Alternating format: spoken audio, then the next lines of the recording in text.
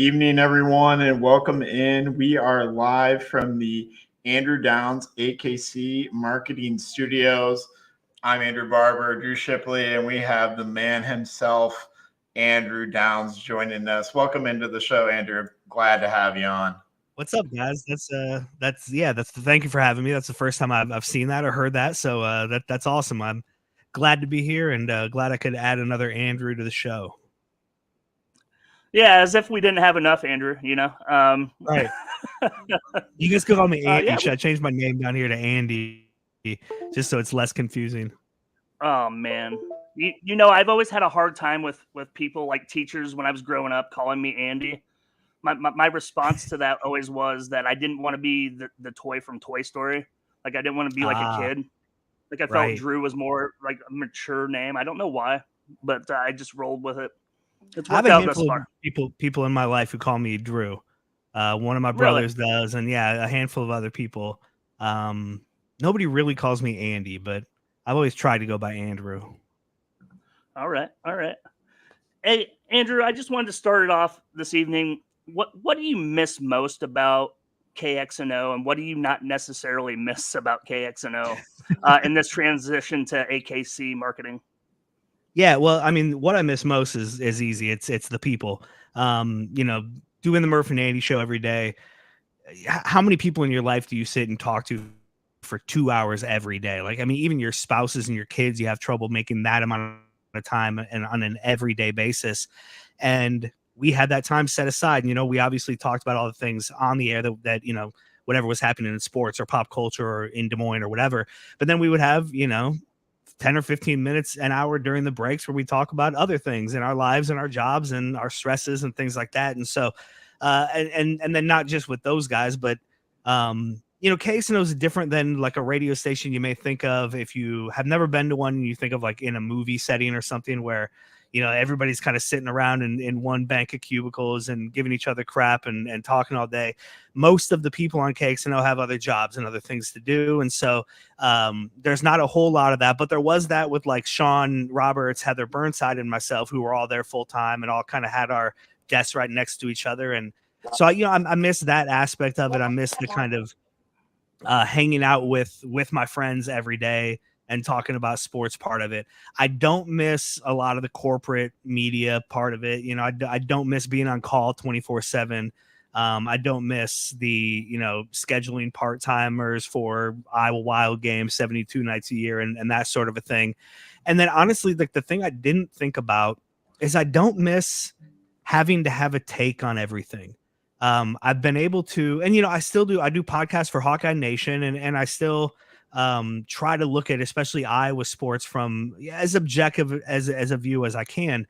But there were things that came up, during the basketball season, or just really like any little controversy that comes up, anything that goes big on social media that I just don't want to engage with. I just don't have to engage with.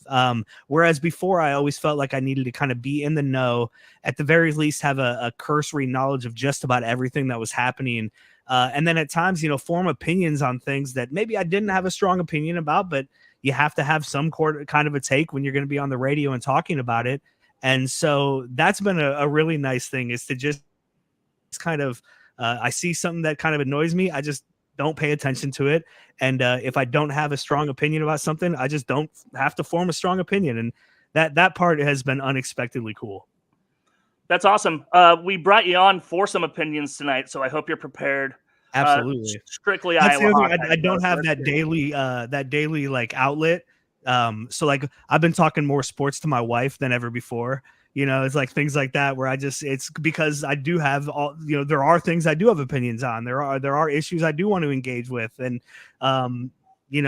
sometimes the people I work with aren't as engaged as I am, or they're busy doing their jobs and their job isn't sports. And so, so having opportunities like this is always really fun. That's awesome. Yeah, that's great. We'll give your wife a break and let you talk sports with us tonight. So she appreciates it. Yeah.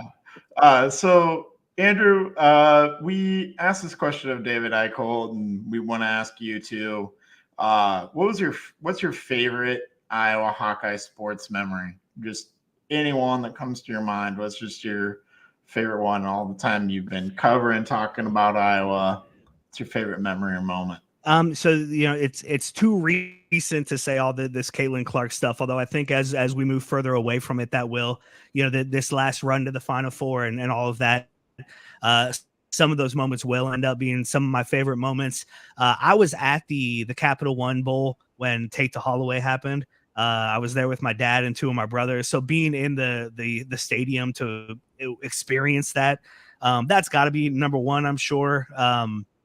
But the very first time I covered a game in Kinnick Stadium, and I didn't do a whole lot of that, Case, we don't cover games on that level really. But when I first started, I did want to kind of get my feet wet, meet media members, things like that. And so the very first game I covered inside Kinnick Stadium, you take this elevator up to the press box. And no joke, the first thing I saw when the elevator door opened was Hayden Fry walking past. And it was just one of those, like, as a kid who grew up a Hawkeye fan, who never imagined he would, I went to Iowa, never imagined I'd ever meet any of these people or be in a situation to cover a game. And I walk into that press box, I'm already feeling like nervous and anxious and like maybe I shouldn't be here. And the very first thing I see is, the legend of Hayden Fry. And so that those are definitely up there. But yeah, being at that Capital One Bowl game, that was pretty amazing. That's my favorite too, Andrew. I mean, that's up there. Were you there? I was not there. No, in fact, I believe I was still at my basic training for the Army because I'm that old now. I've hit 21 years of service, so we're time flies when you're having fun, I guess. Right, exactly. Thank you for your service, by the way. I appreciate that, man. I appreciate that a lot. Yeah, I'm going to date myself. I was 17 years old at the time of the Capital One Bowl, so I was just barely learning how to drive, just got my license, just figured all that out. Not even old enough to vote yet. So I was so mad that LSU had come all the way back because Iowa had the game in hand, it felt like, and then they came all the way back. Jamarcus Russell would, play, and they scored with a minute left, less than a minute left. And I was so upset I wanted to leave. And I said to my dad and my brothers, like, let's go. I don't need to be here to watch Nick Saban celebrate this. And had I been there by myself or with people who were less gung-ho about staying, I'm afraid I would have missed that moment. I would have been in the parking lot when I heard the cheers go up. So thankfully my dad and my brothers didn't let me leave.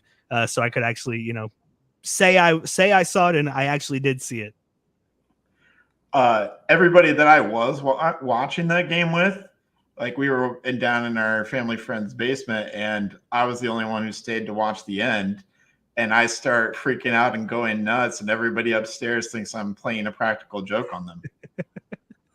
Like I literally had to beg people to come downstairs to watch the replay to tell them that awesome. I was telling the truth, that Iowa had actually won. So yeah, good memories for sure. So it's fun to share that with you. All right, Drew, we'll kick it back over to you, man. Yeah, AD, we're kind of curious as to what your new role is at AKC. I mean, it's a marketing company, right? But what do you do on the day-to-day? And it seems like kind of the relationships that you had talked about building at KXNO maybe helped you in this new role as well as far as gaining new clients. Yeah, absolutely. Designing stuff for them and whatnot. So yeah, tell us a little bit about that. Yeah, so a cool thing about AKC is that my computer that keeps going? I'm sorry about that if it is. I'm not sure. I'm trying to figure out if it's mine. Probably is. I don't know. Anyway, so if you guys just can't hear me at some point, just wave or something like that. No, so AKC, it's a local employee-owned marketing firm in Johnston. It's kind of a unique situation. There's essentially like 4 divisions. There's the marketing division, which is what you would expect it to be. A lot of ag marketing, a lot of local companies, social media marketing, all that kind of stuff. Everything you think of when you think of a marketing agency. We have a video production group called REL Productions, and they do professional quality video. We have a website development and kind of back-end web company called DWebware. And then the 4th division is where I'm mostly parked, and that's in the merchandise space. And so for a long time, it's been servicing the merchandise needs of like our existing marketing clients. So again, some of these big ag companies, when they need employee gear or apparel or awards or gifts for their employees, or promotional items or signage or whatever that is. And so what I've kind of been tasked to do, what my job is to bring those new clients in and kind of expand on our merchandise capabilities and the type of companies that we work with. And so you don't necessarily have to use us as a marketing agency, but if I can get you a better price than anybody else on your employee shirts, or if I can, get you name brand apparel at, a discount price, that's kind of where I'm at. And so absolutely, I've used all my connections from radio, being in at KXNO for 15 years. And then I grew up in Urbandale. I grew up in Des Moines. I've lived here the vast majority of my life.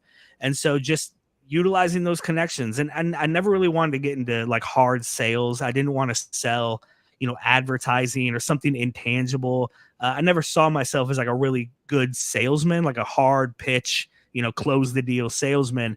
And so what really attracted me about this is, yes, it's sales to some extent, but it's also it's stuff that people need.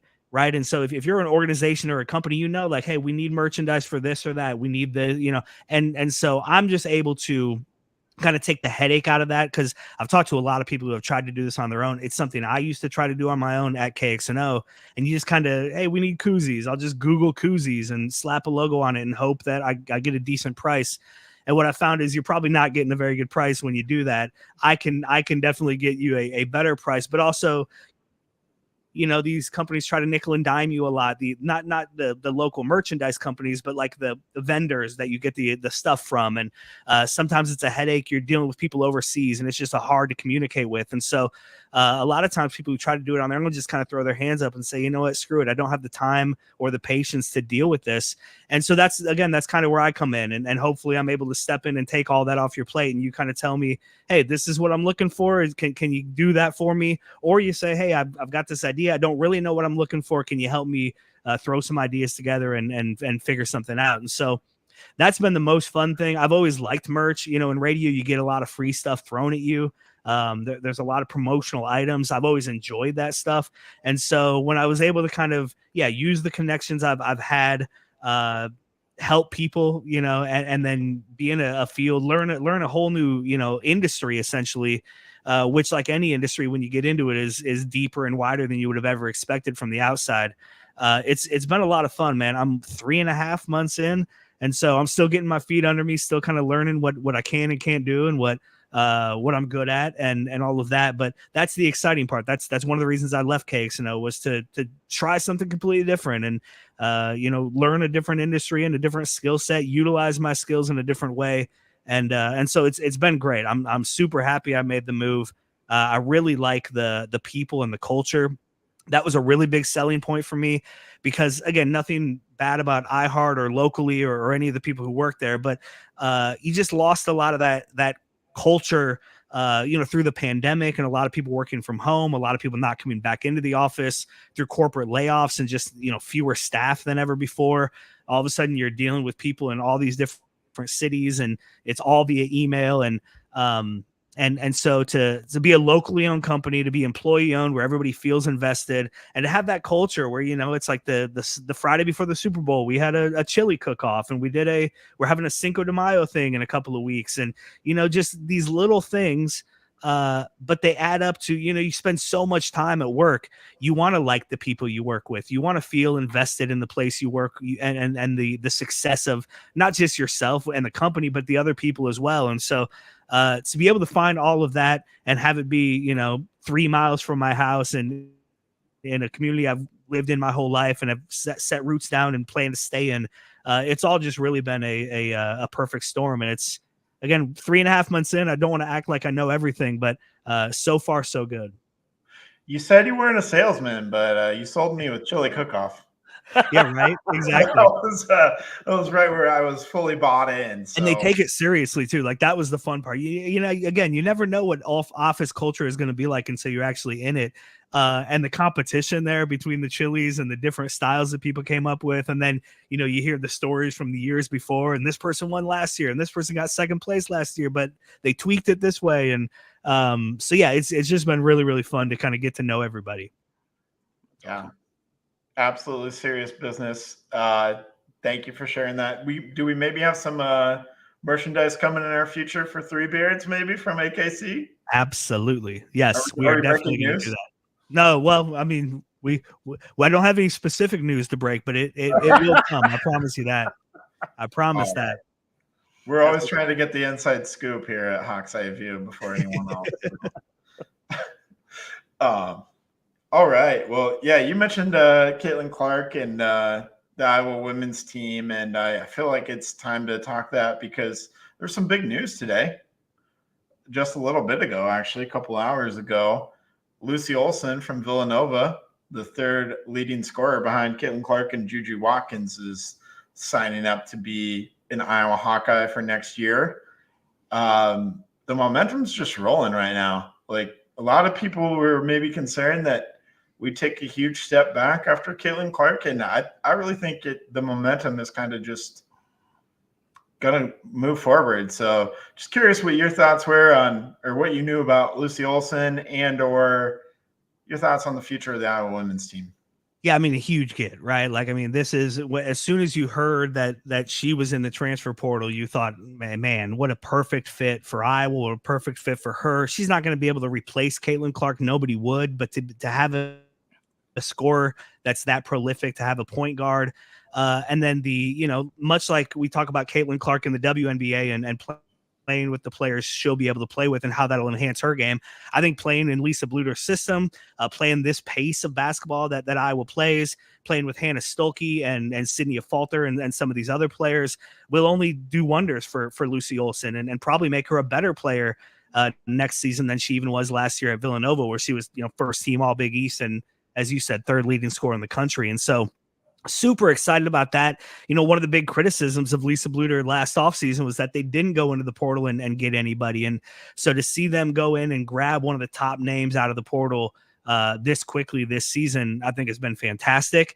And it's only going to kind of bridge that gap between what Caitlin Clark and those seniors were able to do, and then the impact they're going to have down the road, right? Because the recruiting doesn't happen overnight. It's not professional sports. There is some degree of free agency as we talk about a transfer coming in, but you don't just reload like that. I was building a blue blood level women's basketball program, and it started with Megan Gustafson and even before that, and has carried over through the Caitlin Clark era. And now this will kind of help bridge that gap until we get some of the young, star recruits that we see coming into the program already. And so I think the sky's the limit for this program. I think being involved in some of the non-conference games that they already have set for next season is huge. To be in that like 4-team thing with, I think they play Tennessee, but UConn and LSU are there as well. And so, or maybe South Carolina, not LSU. But anyway, that puts Iowa in, again, after this whole season where all eyes were on us, it maintains that level of elite competition and elite status, and it keeps you on TV and it keeps you in the minds of recruits and all of that. I think Lisa Bluder's a fantastic coach. I think we're starting to actually see how good she really is. I mean, she outcoached Dawn Staley last year. She outcoached Kim Mulkey and Gino Auriemma this year. The staff she has around her with Jan Jensen and the rest of them. I'm of the mindset, and this feels like a tall order, and it certainly is, because we just saw how hard it is to get to a Final Four. But if this program can get back to a Final Four in the next 3 years, if they can show post Caitlin Clark that they can maintain like an elite level, then I think it's like you are now a blue blood program. And as women's basketball continues to grow and continues to get bigger, and the talent pool continues to grow, you can be one of those big name schools. And there's not just going to be 3 or 4 like there were when we were growing up, right? There's going to be, like in men's basketball, 10 to 12 blue blood level programs that in any given season you think, hey, they have a chance to make a run. They're going to be ranked most years. They're going to be, the team nobody wants to see come March. And I think Iowa has a really golden opportunity right now to become one of those teams. They've been that over the last few years because of Caitlin Clark. But now if you can prove that this wasn't a one-woman show, this train is still moving and it's moving in the right direction, I really think the sky's the limit. And even beyond Lisa Bluder, because she's not going to be there forever, Is Iowa the type of program that can go pull Jenny Baranczyk out of Oklahoma, right? Or pull another Big Ten coach out of one of those schools and not have to go down and find the right fit, but go get whoever the heck you want because you're one of the top 5 jobs in the country. And I really think that's possible for Iowa. It's hard. It's going to be hard. There's no question about that. But I think it's possible. And I'm so excited for the future of this program. Yeah, I'm with you there. Joe Hugan popped in with a comment and said that mid-range game is going to be lit. Yeah, that's for sure. We saw logo threes from Caitlin Clark, but anybody expecting that from like Lucy Olson, I know she can hit the three, but I don't think that's going to be a regular thing in Iowa City next year. Very talented player, but again, a different player. So I think she's got a little bit more of a mid-range game from some of the stuff that I've seen. And yeah, AD, I think you're spot on. I was on their path to becoming a blue blood program in women's basketball, and I'm here for it. I mean, we've seen one recruit in 2025 come through in Addison Deal, and I know that they're in on several others. So with a good chance. So I'm feeling great, just like you are, that we're going to fill the void that's there for blue bloods and be one of them. Also, we got to give major credit to Brad Heinrichs and the work that he did with Swarm on this. I know that he was I know that NIL was a factor in this recruitment for sure. But the Iowa fans and Brad spearheading it from the collective side, I think that's been a huge boost in the effort that he's put in to all the absolutely Iowa. And like, anybody who donates to that or is involved in the Swarm, like, we're going to have to keep that energy up. And I know that, I mean, I even feel icky saying that because I don't think it should be on the fans to, pay that money to the players, but that's where we are right now.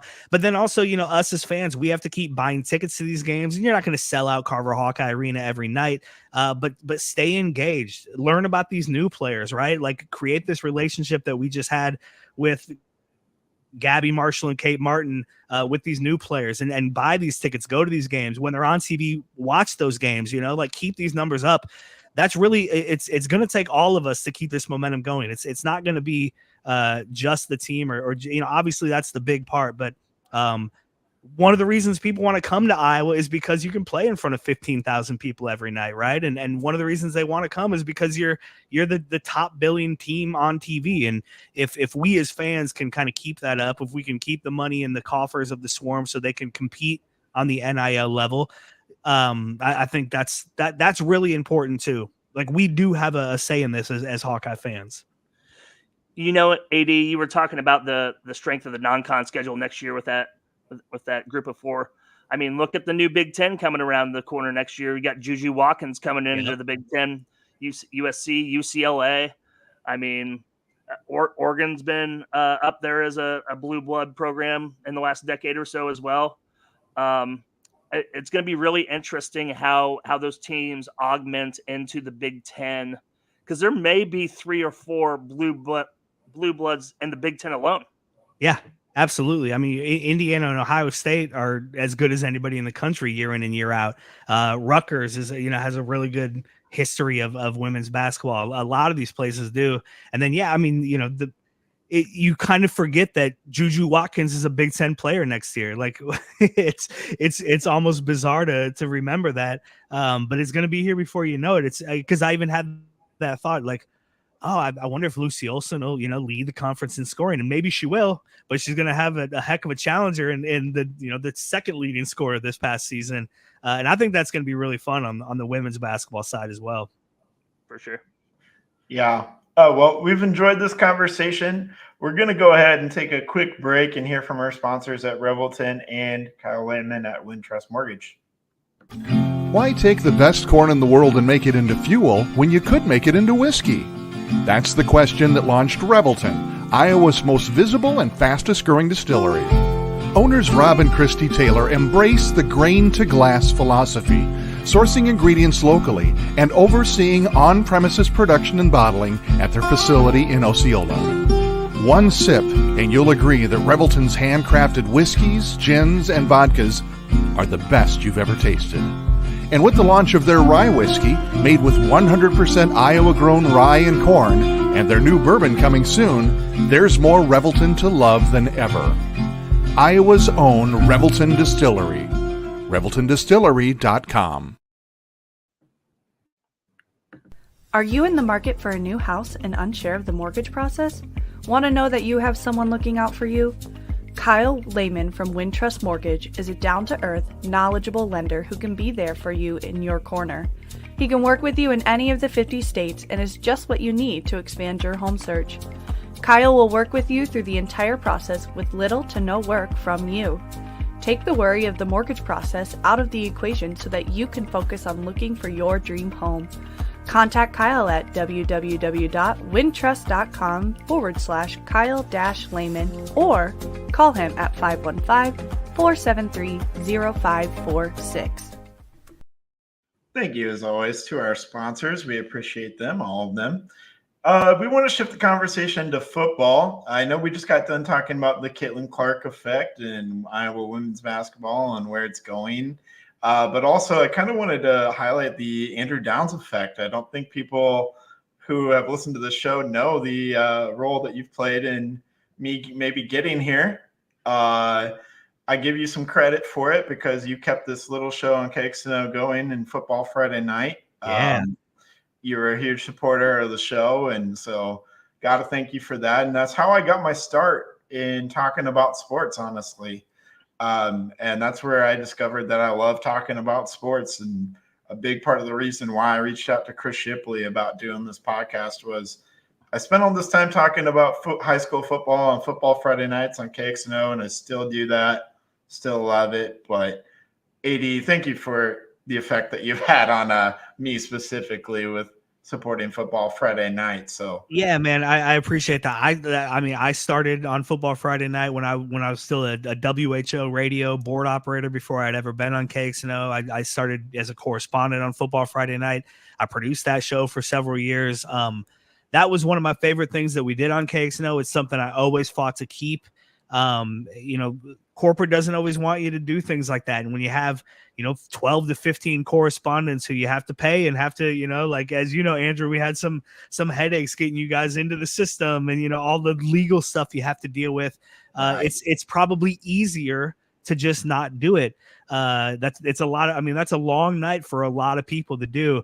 But that's what local radio is. I mean, that in and of itself was like the peak of local radio. And when you're driving home from your high school football game and you can just turn on KXNO and hear highlights and stats and scores from every other game in not just in Des Moines, but across Central Iowa and throughout the state, that was always so great. And then it's guys like you, Andrew. It's people who have other jobs who aren't doing this full time, but love sports radio, want to do something like this.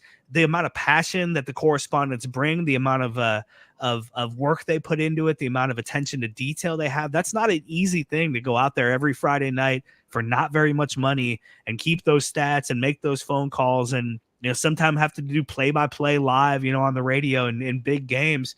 But that's how you cut your teeth, right? Like you get those reps in. And again, yeah, that's how you find out, hey, not only is this something I like, it's something I'm pretty good at, it's something I'm pretty comfortable with. I'm doing it more and more. And maybe I will try it. And the coolest thing about like this era is you can just start a podcast, right? It's like you don't have to get hired by somebody. Somebody has to take a chance on you at some level, but for the most part, you can just buy a microphone, buy a computer, download a program and start talking. And so I appreciate you saying that because, man, Football Friday Night, I think it was always so important to KXNO. I hope it's something they always continue to do. It was always a top priority of mine as program director. That is one of the best things we do as a radio station, and it's because of guys like you who care so much about it. I know a few of the guys are listening, so I think they'll appreciate your words. I think hopefully Joe Stacy's listening. Yeah, Joe's my guy. I know he knows about this, so hopefully Joe Stacy's out there listening to this podcast right now. He means business. That's all I know. Yeah, yes, it does.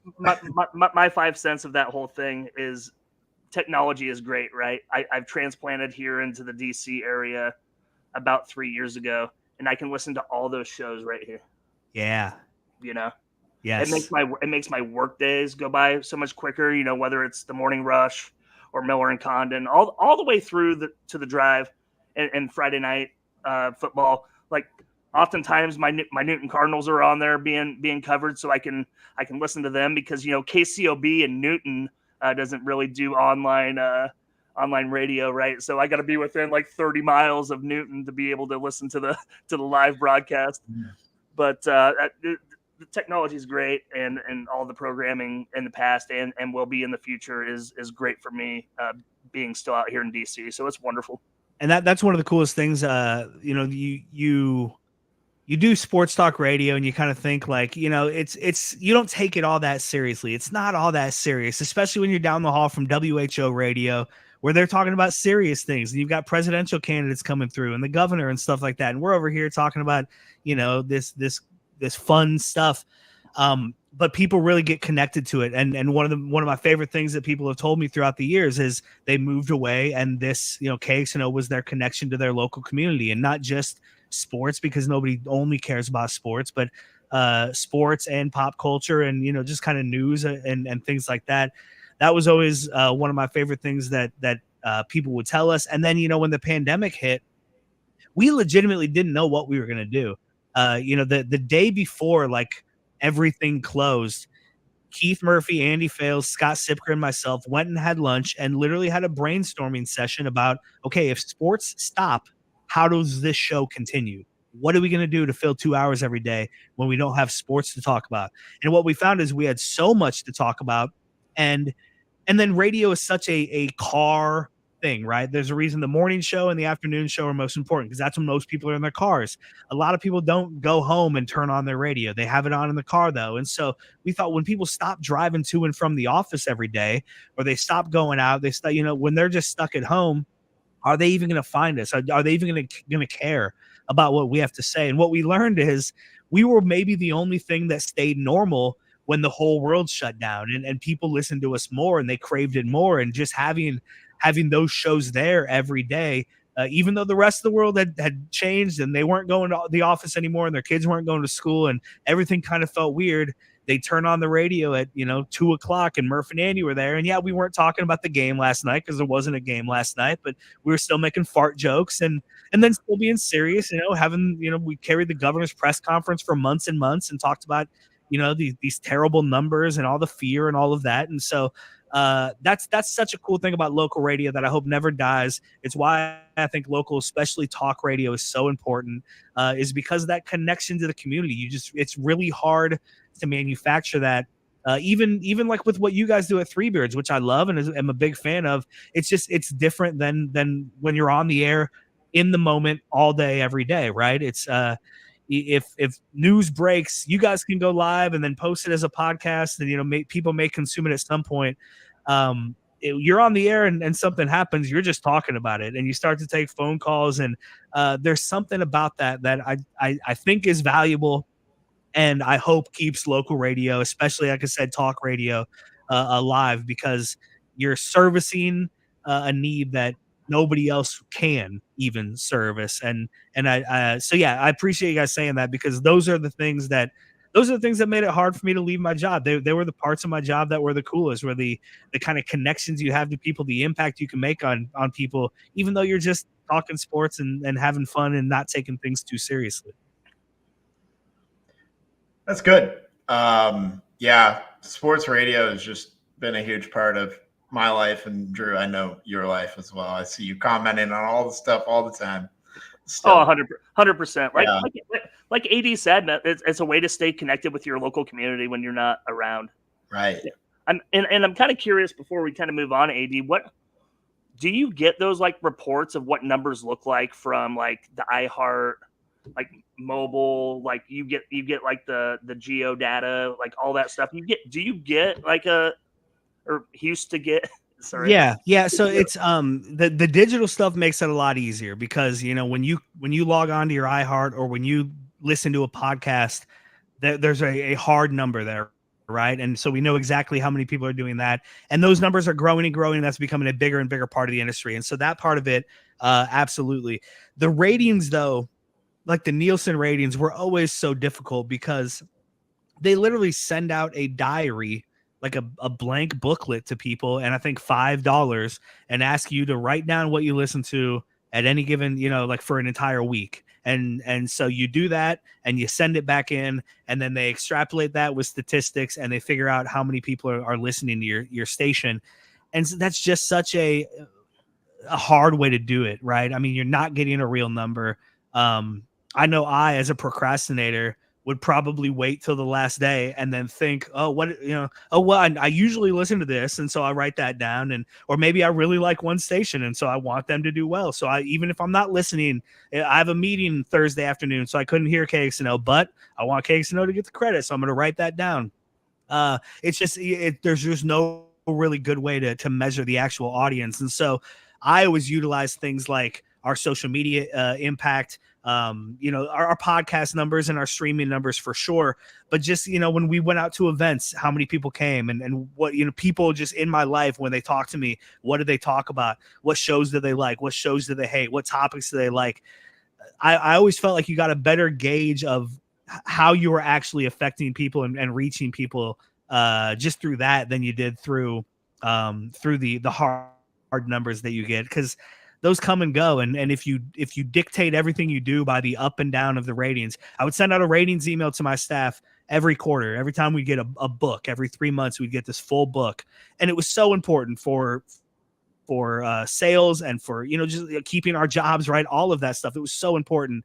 And the very first line I'd put in every report I gave was, take this with a grain of salt. And that's whether it was the worst book we had or the best book we had, right? Like, this doesn't mean that much. Sure, we can celebrate this for a little while, and maybe we'll make a little extra money because sales will be able to sell us at a little higher of a rate. But then a year from now, when this is the opposite, we can't let that get us down either, right? Like, and you have to trust what you're doing, move ahead with it, and then hope for the best, because the numbers are a really, really fickle thing. That's true. I think you could apply that to life. If you're just doing it for the people who are watching, then what are you really doing it for? Absolutely. I think that's what you're getting at with those numbers. So we can move on a little bit here. We wanted to get your thoughts on the Iowa football offense, specifically the new offensive coordinator, Tim Lester. I'm a little bit more wanting to believe the reports I'm hearing of Tim Lester's in full control. He's introducing motion. Some people would say he's introducing like a Shanahan, Matt LaFleur offense. I know a lot of people are in believe it when they see it mode. I'm just curious where you're falling with all of that and what you've heard. And Andrew Barber is naive, AD. That's what. Well, I might be a little naive. Well, because I wanted to get Drew's take before I give mine too. Because are you on the other side of that? I am on the other side. I'm a wait and see. Reports are reports, man. We've heard those for years. You know what I mean? Like, we're gonna see some change. We got Deacon Hill still taking first team reps, and I understand it's because Cade McNamara is not ready to go. I understand that, but you're telling me Marco Lainez doesn't give you a better chance to win football games? I have a problem with it. I have a problem with that. We saw that in one quarter of play in the bowl game, that he was a better option. He might not be able to throw the football, but he was explosive running the football, at least at bare minimum. So overall, I lean more towards Andrew, and I just try to. I'm an optimistic person. I try to look at the positive things, to a fault, right? Like, I believe things when I shouldn't believe them. Like, I am excited for this offense, even though I know there's a pretty good chance it's going to come back and bite me in the ass. And yeah, it's a great comment. Come on, Teddy. Holly. Come on, at Teddy. Least 950. I hope Deacon Hill doesn't get the opportunity to throw for that many yards. The Deacon Hill thing worries the heck out of me. I mean, the fact that he's still, and that's not on Tim Lester, and maybe he should be a better quarterback developer than Brian Ferentz was. I mean, I think the most damning thing about Brian Ferentz's tenure as offensive coordinator was the inability to recruit and develop quarterbacks. Because Cade McNamara, I hope he's healthy, and I hope he's great, and I hope everything works out. But we're really banking on that again, because that's basically what the hope was last year, and we saw how that went. I mean, he didn't even get through Kids Day without an injury. That's 2 years in a row he's missed with an injury. And so to assume he's going to be healthy for 12, 14, 15 games I think is it's troubling. And the fact that we're sitting here in April and apparently the next best option is still Deacon Hill, it's unacceptable, to be honest. I mean, I don't know what they're going to do, try to go get somebody in this portal, try to develop Linus quicker. But that part of it worries me, because I do tend to believe the players when they say, hey, Kirk Ferentz hasn't even really been around the offense. He's with the offensive line, but this is Tim Lester's show. And I believe Caleb Brown when he says, hey, there's more motion and there's things going, and I'm excited to play in this offense. And even Deacon Hill saying, hey, we're taking more shots downfield and all of that kind of stuff. I do believe those guys. The question is, how long does that last? How many strikes does Tim Lester get before Kirk Ferentz comes in and takes things over? And the Deacon Hill taking most of the first team reps is a vestige of the Kirk Ferentz era, right? That's Kirk Ferentz saying, hey, this is the guy I want to be our backup because I trust him for whatever reason, even though he threw so many picks last year and fumbled the ball a bunch of times. For whatever reason, Kirk Ferentz sees Deacon Hill as a legitimate option, and whether or not Tim Lester does is irrelevant. And that part worries me, because I think the best thing Kirk Ferentz could do, as we all know and as we've all talked about, is let go of this offense and focus on the things he does best, allow his coaches to change and bring this offense into the 21st century. And again, I think that's great in the first couple of weeks of the season, but if you're down by 17 points at halftime in your first Big Ten game and you've thrown a couple of interceptions because you've taken more chances than you usually take, is that when Kirk Ferentz comes in and says, all right, Tim, nice try, but we can't lose this game. We can't lose these games. The way I do it will win us 10 games. I know that for a fact. I do it over and over again. And so have a seat. We're going to go back to game management football. We're going to let our defense win this thing, which on one hand is great. I like winning 10 games, and I like watching. Maybe it's because I'm an Iowa fan, but I love watching good defense. I love watching our defense play. Cornerback is my favorite position in football. I just love the way those guys, the attitude they have to have, the swagger they have to have. They're usually small, but they play against the biggest guys, but they're fast and they're quick and they're tough and they get beat and then they come right back and they beat you. Like, I love that. I really like watching defensive football. I want to see Iowa score some more points. I want to see Iowa be a little more competitive against some of these teams, and not just hang their hat on, hey, our defense is only going to give up 10 points, so we only need to score 13 to win. So yeah, I'm somewhere in the middle. I definitely lean more towards Andrew and trying to stay optimistic. But I also understand that makes me pretty naive. Like, I can look in the mirror and at least say to myself, like, you're probably being had again here, because you believed it 2 years ago and you believed it last year, and you'll believe it, I guess, until it just. Again, I'm the eternal optimist when it comes to this. Now, during the games, I'm not. I get mad. I'm like, as soon as Iowa is down in anything, I'm like, we're gonna lose. I get up, So like, if my wife hearing me say, "Oh, I'm the eternal optimist," is probably laughing at me right now. She's like, "You." But in a big picture sense, I try to stay optimistic. I still think Fran McCaffrey's the guy to take this team, to the promised land. As dumb as some of these things sound, even coming out of my mouth, I just that's how I guess choose to look at this stuff. And so I'm staying optimistic. We'll see how the spring game goes. I don't know that we'll learn much about the team this Saturday.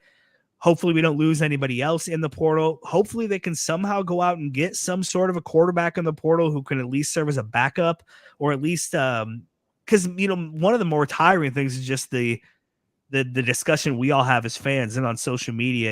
It's like, if it wasn't so toxic at times on social media, I wonder how I would feel differently about these teams, because I just don't want to deal with another year of an inept offense and then all of us complaining about it for an entire season. Yeah, I kind of want to spin off on that, AD. How would you define success for the 2024 Iowa Hawkeyes then? We've seen year in, year out, like you just said, Kirk Ferentz is okay with 10-win seasons. And by and large, we should be too, right? Yeah, absolutely. But we want it to be sexy. We want to score. We want all we want it all. AD. We want it We all. do. We do. But how would you define success in the 2024 season then? Again, with the Big Ten changing, with USC, Oregon, Washington coming into the fold, what does success look like?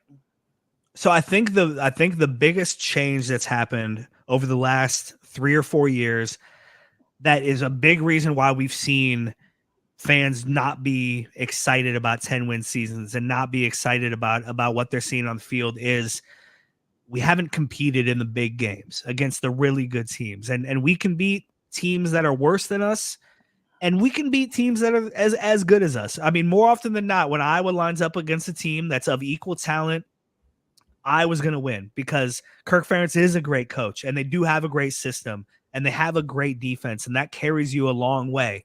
When you know you're not going to even score points against Michigan or even a Tennessee team that wasn't that good, that's good, but it wasn't that good.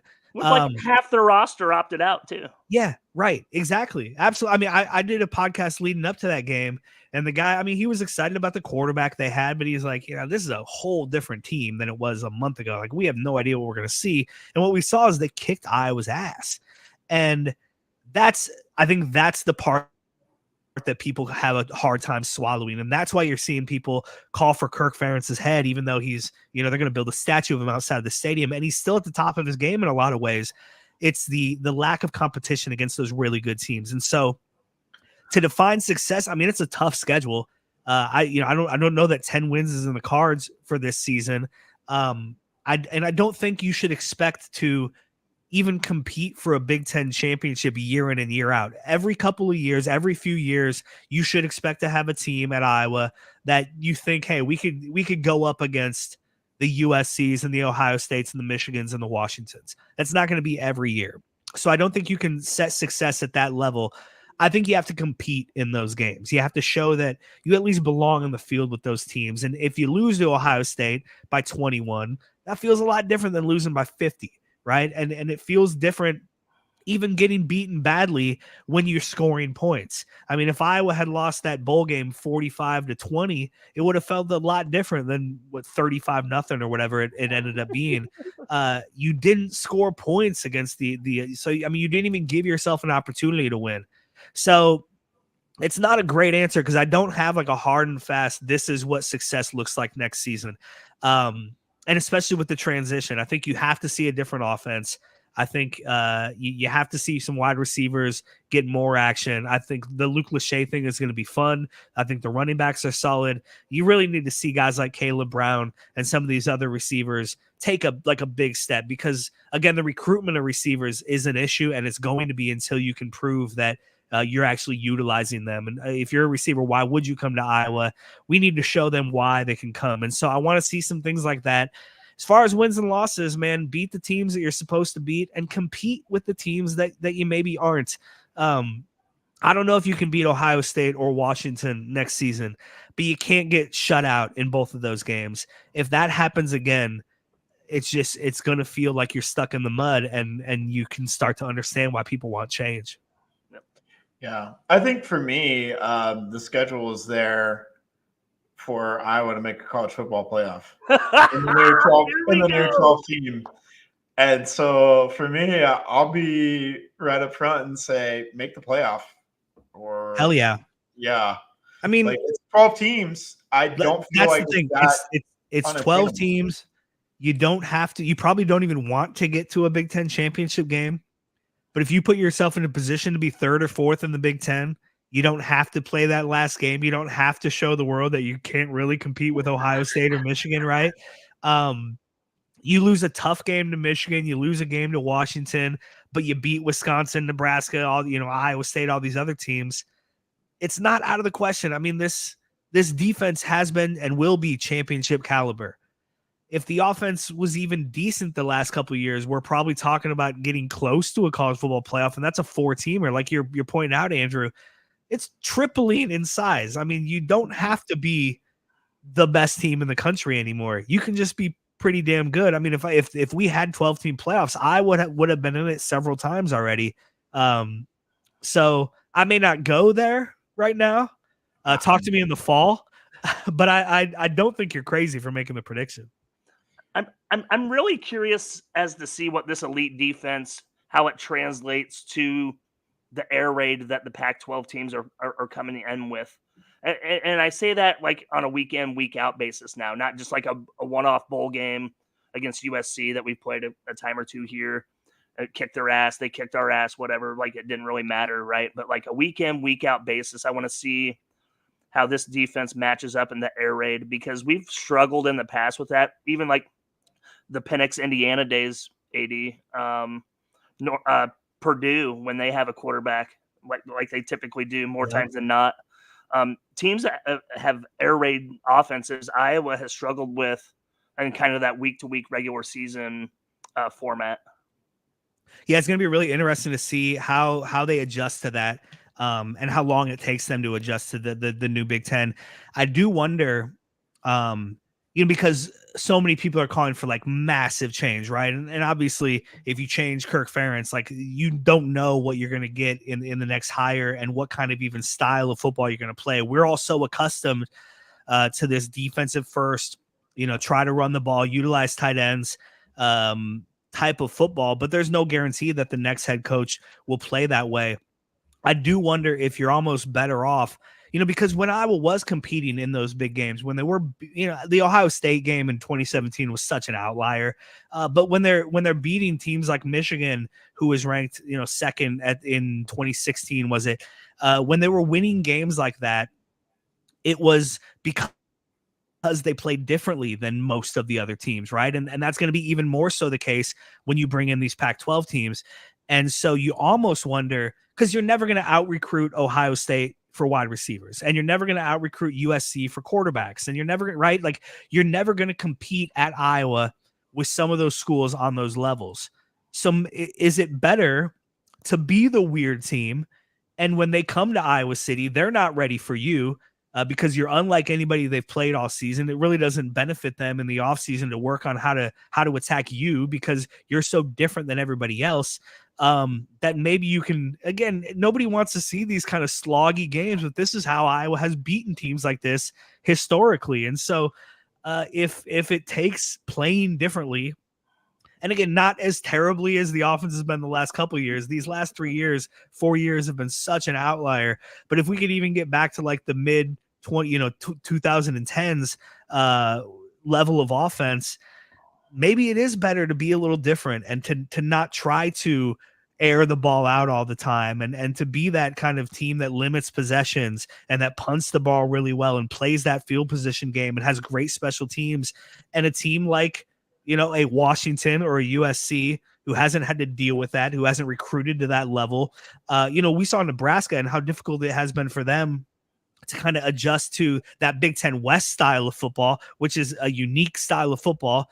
And I don't expect USC or Washington to have that much trouble, but it is going to be a change. They are going to be playing different caliber teams, different caliber defenses. The Big Ten West isn't a division anymore, but those teams aren't going away. Like USC still has to play Iowa and Wisconsin and Minnesota and Illinois. And if enough of us have those, they're going to have trouble with these defenses. They really are. And so maybe not trying to be like the cool kids and try to out recruit these teams. You're never going to win on that level. You're never going to have the NIL budget that these teams have. You're just not, it's not going to happen. So how do you use your advantages to your advantage? How do you find the things that you're really good at and then capitalize on those?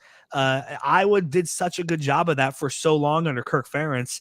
And again, like I said a little bit earlier, I think the most disappointing thing for a lot of fans over these last few years is they haven't been able to do that. And so it'll be really interesting to see how they adjust, how this offense adjusts. But as you said, Drew, how these other teams coming into the league are forced to adjust, because again, if 4-year games every year are against the top 6 defenses in the country, you're going to have to change the way you play and you recruit and you develop. Even if you are a Washington or a USC, you're going to have to, the Big Ten is going to dictate to some extent the style of play in the league, even though we're bringing in, four teams that are completely different. It truly breaks my heart that the Pac-12 is gone. Honestly, I mean, it's a staple. I mean, it was around 111 years or something like that. It's just, Pac-12 after dark. I always love watching, like kick it off at 11 o'clock at night on a Saturday. Like I have nothing better to do. But like the pageantry, the traditional Rose Bowl will never be the same again. Like I'm a traditionalist, I guess, AD. So like it hurts my heart inside that the Pac-12 just squandered everything. I agree. They really did, and it's too bad that like within just a few years and some poor leadership, just completely ended, as you said, over a century's worth of tradition and history. It is a shame, and it's gonna suck, and it's gonna be weird. It's going to take a long time to get used to these new leagues. I don't even really know off the top of my head, like who's all going where. I think if I sit down and think about it, I could. But if you were just like throw a team at me right now, are they one of those teams going to the ACC? No, they're one of the teams going to the Big 12. No, they're coming to the Big 10. It's just and some of it's just old guys, shouting at clouds at this point. But it's like the traditions that we grew up loving. I'll never go to a Rose Bowl. And it'll be like it was, right? Like I missed out on my opportunity I didn't go in 2015. You didn't miss it. You didn't miss anything, Andrew. Didn't miss much there. Yeah. But I missed out on my opportunity to attend a Rose Bowl where the Big Ten champion plays the Pac-12 champion, and it's too bad that's going away. The regionality of it really, really sucks. There's so much about this new era of college sports that suck. But hey, I'm still watching. Hey, I won't miss the Pac-12 network because I never saw it because there was no way to get it. Right, exactly. Herein lies the problem. Yeah, there's the problem with the Pac-12 is they had so much stuff on the Pac-12 network. I mean, Pac-12 games on what, CW or Ion or something like that? I know, and you're in like the biggest media, one of the biggest media markets in the world. You're like, you're all over California. You have huge cities all over that. I mean, the little Big Ten in all these like little Midwestern college towns, and you've got teams in LA and in Phoenix, essentially in Arizona State, and you have all of California, for God's sakes. I mean, you have more people than anybody else. It's wild that they were able to blow that kind of what they had. Yeah, absolutely. Drew, did you want to shift the conversation to men's basketball? I know you're dying to talk men's basketball. Yeah, we could go with men's basketball. AD just got done saying that he thinks Fran McCaffery is going to take us to the promised land. Hey, I'm an optimist. Just a general state of the program in your eyes, AD. I mean, Patrick McCaffery, his own son, goes to Butler, losing Tony Perkins to Missouri. Like what? I don't even know what to say after that. Like so much talent lost, so much production lost. For sure. Picked up a transfer today from Morehead State, and like he looks to be a good what's his name? Drew. Oh yeah, another Drew. Drew Selwell. I love him already. Yeah, right. He looks to be a pretty good point guard. I mean, you love what you saw out of Owen Freeman and Brock Harding and Lajay Dembele, and I think Peyton Sanford's going to come back and have a big senior season. So on like on the micro scale, I'm not super worried about it. I mean it's not the Murray twins, right? And that's part of college football or college basketball, college sports on the men's side.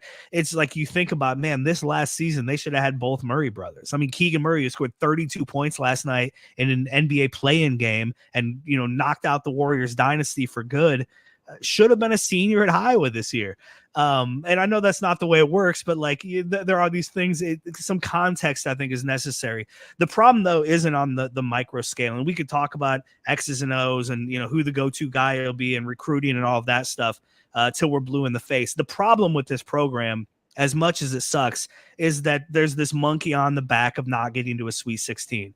And until that happens, every season is going to be judged against that. And no matter how good or how bad or how surprising or how unexpected, right? Or like how over their skis, like I think this past season, ultimately, Iowa played better and had a better season than most people thought they were going to. Now it ended terribly with those last couple of losses and not making the NCAA tournament. But if they win one of those games against Illinois and they're in the NCAA tournament, it is an absolute success of a season by any measure. And If Iowa loses on Sunday of the NCAA tournament, nobody cares about what that regular season was. It doesn't matter that they won 8 of their last 10 games. It doesn't matter that they played themselves into the NCAA tournament when nobody thought they were going to. All that matters is they didn't get to a Sweet 16. And I hate that because I hate how much weight we put on the NCAA tournament in a 30-game season. But I also understand it. It's reality. Those are the most important games, and Iowa just hasn't succeeded in those. And so I think it's a moot point to even talk about expectations or the future of, like next year's team or anything. Again, as bad as it sucks, until Iowa gets to a Sweet 16, when that happens, we can then hit the reset button and reassess and realize we're probably the 8th best program in the Big Ten. So finishing in the top half of that league year in and year out, getting to the NCAA tournament, winning 20 games, these are successful things. And these are things that no other coach has ever been able to do on this regular of a basis. Put guys into the NBA the way that Fran has, find diamonds in the rough and develop them. But none of that matters until they get to a Sweet 16. And that really, really sucks because that's a hard thing to do. And it's just getting harder and harder. And so there's a disconnect between this program and the players and the coaches and the fan base. And that's a bridge that I don't know how is going to be gapped, or a gap that I don't know how is going to be bridged. Fans just don't care. And even in big games and even when they're playing well, we just don't support this team generally as a fan base. And that really hurts. It hurts recruiting. It obviously hurts NIL stuff. We've heard the McCaffrey brothers, but others also talk about how hard it is to play a game in that arena when there's 4,000 people there and nobody really cares, and how exciting it is when there's 15,000 people there and everybody's on their feet. It really does make a difference. And so this program is just in a really, really bad spot because it has to accomplish something that's objectively hard to accomplish, but also objectively should have been done at some point in the last 25 years. It's ridiculous to this point that it hasn't been done. And as unfair as it is, no season will be judged on the merits of the season until a team gets to a Sweet 16. And then again, when that happens and we can put it behind us, and it's not this terrible thing that we're all waiting to, like rear its ugly head, then we can reassess and understand that, hey, winning 23 games and getting bounced by a 2 seed in the first weekend of the NCAA tournament isn't a terrible season. I had a lot of fun that season. Hey, remember the shot they hit in that game, and remember when they beat Wisconsin. And there are a lot of I hate that college basketball is boiled down to those last couple of games because college basketball is my favorite sport. And the 2 games a week and the ups and downs and you can beat anybody on any given night and the hot streaks and the cold streaks and all of it is so much fun. But it all gets boiled down to those last couple of games. And I understand why they're the most important games. And I think it hurts Iowa and it hurts Fran McCaffrey that they haven't had success in the Big Ten tournament either. They won the thing a few years ago. But outside of that, I mean, losing that first game in the Big Ten tournament sucks. I mean, that makes you feel terrible. And it really puts a damper on things. And then you go lose your second game in the NCAA tournament and it just, it all falls apart. And you really are left with this feeling that the season was a disappointment, even though, like, when Luka was a senior and Iowa was a top 5 team for like most of the season, that was like, did you not have fun? Are you not entertained? Like that's what we're fans for, is to live through seasons like that. But it all feels like it was terrible because they lost to Oregon in the whatever the second game of the NCAA tournament. And so that's the thing I hate most about it being an Iowa fan right now, is that until the men's team gets to a Sweet 16, nothing else is going to matter. Yeah. It's funny you say that, AD. I just want to get this off my chest, Andrew, and I'll let you have your turn real quick. Go ahead. But I am the reason why you are upset, AD.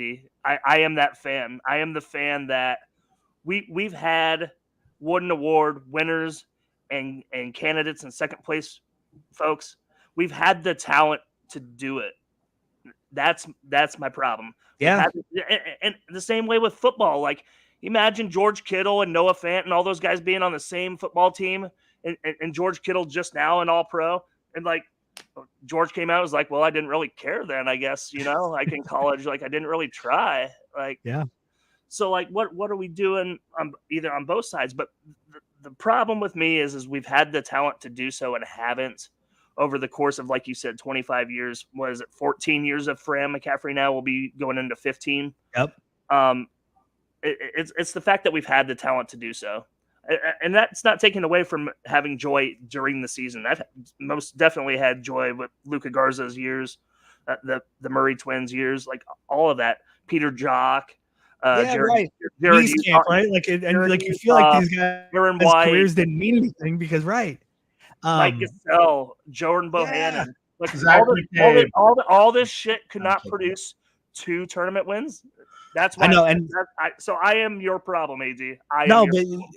And you are right is the thing, right? Like, I mean, you're absolutely right. It's to this point bizarre that it hasn't happened just by chance. And part of that, again, if we want to like put all the context around this, that Oregon team that beat Iowa is the only team in NCAA tournament history to get a bye in the first round, right? Yep. The team they were supposed to play got COVID. They didn't have to play. Now, I don't know if Iowa beats that Oregon team. They weren't matched up well with them as it was, but that team didn't have to play 2 days earlier, and Iowa did. Iowa has never had, in this 25-year run, has never had an upset happen in front of them in the bracket. They've played the highest seeded team possible every time, right? Like there's never been a 14 that upsets a 3, and now you get to play a 14. Nope, you're playing the 3, baby. And they've been so close that comeback against Cincinnati, was it? Tennessee. Yeah, that was the season where we had the comeback. That was Tennessee comeback. We had the comeback against Tennessee in the first round. Then it was Cincinnati. Yes. Came back and fell short in that. Or no, they beat Cincinnati right in the first round and lost to Tennessee in overtime. Yeah. Isaiah Moss. I'll never forgive him. Yeah, that Sunday morning, right? And so it's like, you see why sports fans start to believe in curses, right? Because like at some point it just gets ridiculous, and it really feels like there's some sort of like Iowa curse when it comes to the Sweet 16, where, I mean, the Richmond Spiders are going to have the greatest game of their life, and you're out of, all of a sudden your guys can't shoot. And like and part of that is Fran McCaffrey. We're going to provide all the context, right? Like Fran McCaffrey has not been a great in-game coach, and certainly not in those games, but really even in all the games, he has trouble figuring out lineups. Sometimes he'll throw weird lineups out there. He has trouble figuring out when to call a timeout to stop runs. And that's such a huge thing in the NCAA tournament, because it's a game of runs more than anything with that amount of momentum. In the NCAA tournament, Fran has been a bad in-game coach in some of these things. And when you play the style of basketball that Iowa plays, you're liable to get bit, right? It's kind of like with Iowa football. If you only score 10 points a game, your defense might win you 10 games, but you're going to lose some games if you're only scoring 10 points, right? If you're Iowa and you're banking on having a good shooting night every single night, and you're not going to play defense, and you have to score 90, but you're only going to give up 88, well, if you give up 88 every night and you score 90 20 times, that's great. You win 20 games. But one of those nights, you're not going to score 90. And that's, again, it's part of Fran McCaffrey's system and the way he recruits and the way he calls the game. That's bitten Iowa too. They've missed on a bunch of really good point guards. They haven't had the guard play that you need in March to succeed. And so it's a confluence of a lot of different factors. But it does get to the point where you're like, are we just like, did somebody put a curse on us at some point? I don't really believe in that stuff, but like maybe I should. Yeah, you got to kind of have assistant coaches that cover up your weaknesses as a head coach. And I don't think Iowa basketball has that. I don't want to call out the whole entire coaching staff, but like we don't have a defensive specialist on the staff. No. We have a bunch of guys who are well-versed in offense. So it's like we're doubling and tripling down on our strength. And does that sound familiar? Double and tripling down? Yeah, right. And having a stagnant staff that, yeah. But see, like you have Phil Parker, who Kirk Ferentz completely trusts. And Kirk Ferentz has shown a willingness at times to adapt in his way. Yeah. But like Fran I don't think the adaptability is there with Fran. I think Fran is like set in his way. Yeah, there's a stubbornness there. Yeah. There's a stubbornness there. That like Kirk is stubborn, but not to the point where it's like detrimental to himself all the time. Yes. That's what I see. It's a bad spot for the men's basketball program right now, because it's just like nothing is working and nobody seems to care. And like, it's just, so like, even as a guy who likes Fran McCaffrey and wants, is glad he's coming back next year and hopes he's the guy who leads Iowa to the Sweet 16 and beyond. Iowa can't survive another season. He can't survive another season like the one we just had. If Iowa doesn't have like a go-to player, if they miss completely in the portal outside of this guy they picked up today, because they still need to go get at least one more piece, probably a defensive big.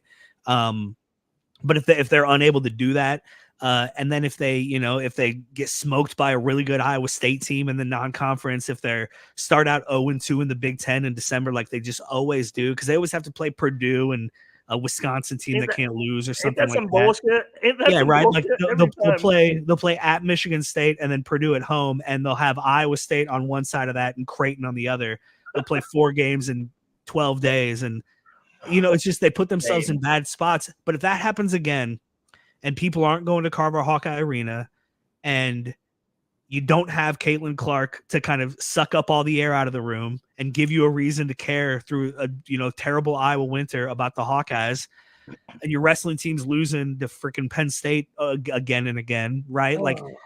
Yeah, there's been a lot to take the pressure off a little bit. If they have another season like they did this year, and people don't care, and they maybe play themselves to the bubble but ultimately fall short, I think at that point you have to make a change, and that change is going to be hard because we're so used to our coaches at this point. I mean, Iowa doesn't change coaches very often in anything. And so it's probably going to get worse before it gets better. And that's going to be a really hard pill to swallow. But I think if, again, Fran McCaffrey can't survive another season like they just had with that little of interest and that little of success. Yeah, but like you said, like it's going to be a hard reality after Fran McCaffrey, whether he is asked to leave by Beth Getz or he retires, right? I think people are going to find a hard reality that, hey, the men's basketball program doesn't have a lot of NIL money flowing into it. Therefore, we're not going to have our choice of coaches. We're going to have to take a chance on somebody, some no-name coach who we hope hits. And it's not a historically great program, might not even be a historically good program, right? I mean, it's been 25 years since the Sweet 16. They haven't won a Big Ten outright, regular season championship since the 70s. It's a league that's getting harder and harder, right? Like you're bringing in other good basketball schools. There's a very real possibility for Iowa to be a bottom feeder in the Big Ten in men's basketball if they don't make the right hire. And if, as you said, NIL money doesn't come up, maybe we'll grow the greatest men's college basketball player of all time, in our own backyard and hope he comes and has a Caitlin Clark effect on the, and then for some reason doesn't go to the NBA after 1 year. I guess we can hang our hat on that. It worked for women's basketball, but I'm not counting on it. No, I'm not counting on that either. Well, this has been fun. Edie, we love having you on. We hope you come back on the show again sometime. We would love to have you on more often. Yeah, man, absolutely. You're sponsoring. So thank you for just volunteering to take the time to do this. You got any last words for us before we close it out and call it a night?